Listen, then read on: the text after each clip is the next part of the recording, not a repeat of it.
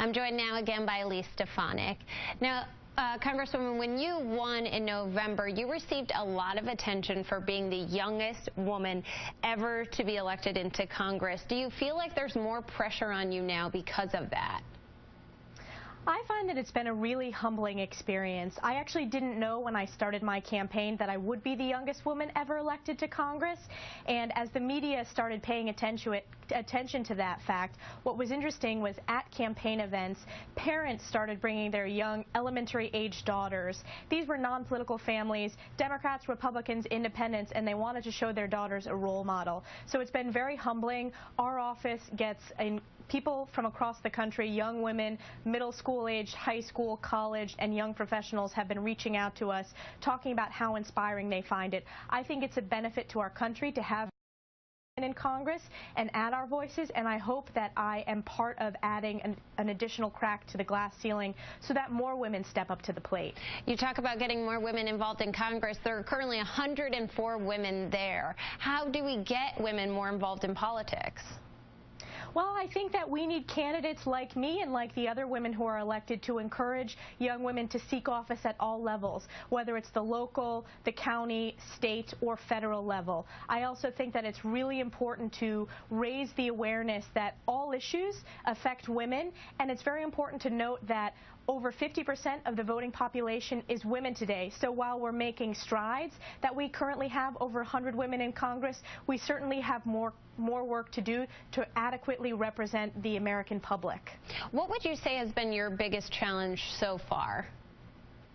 I think we've hit the ground running. You know, I had some experience in D.C. Our offices are up and running in the district. I was focused on making sure that we have a very responsive casework team, so I'm very proud about our district staff. We're extremely accessible, and I also am very proud of our transparency efforts. One of the issues that I ran on was bringing a new generation to Washington, and part of that is transparency and accountability. So I post every single vote on Facebook, and whether constituents agree or disagree, 100% of the feedback I've received from the constituents I represent is they're pleased to see that transparency so they know what work I'm doing on their behalf when votes come up in Washington. I think for any new member of Congress, making sure that you are effective on day one is the #1 priority, and that's what I've been focused on. I wanted to make sure that I got assigned to committees that are relevant to this district. So I fought for assignments to the House Armed Services Committee and the Education and Workforce Committee. It's very rare for a freshman to get their top 2 choices,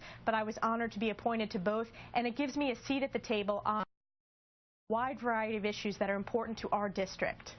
What would you say is your greater liability in Congress, your age or your gender?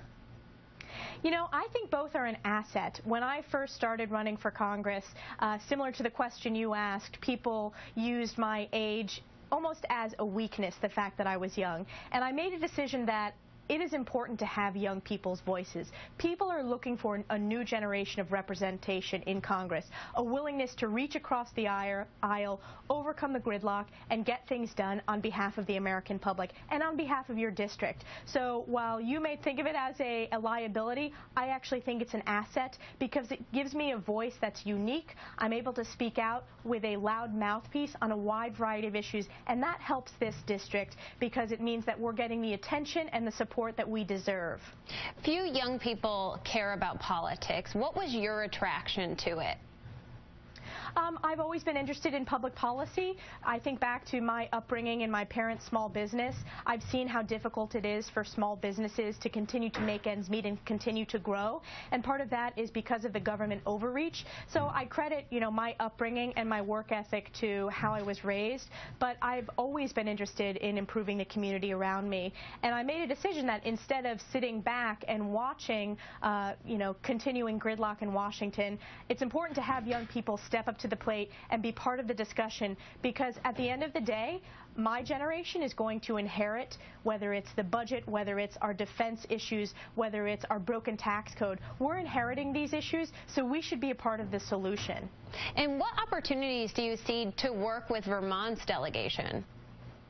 I absolutely think on issues related to Lake Champlain, there's opportunities to partner in terms of efforts of cleaning up the lake. I also think on agriculture issues, Vermont has great advocates on behalf of agriculture, and in upstate New York, that's very important to our economy. So I am on a number of bills with members of the Vermont delegation focused on how we can improve agriculture and allow farmers to continue to grow and basically not force the federal government to have an overreach on our farmers that is hurting their ability to continue doing their work.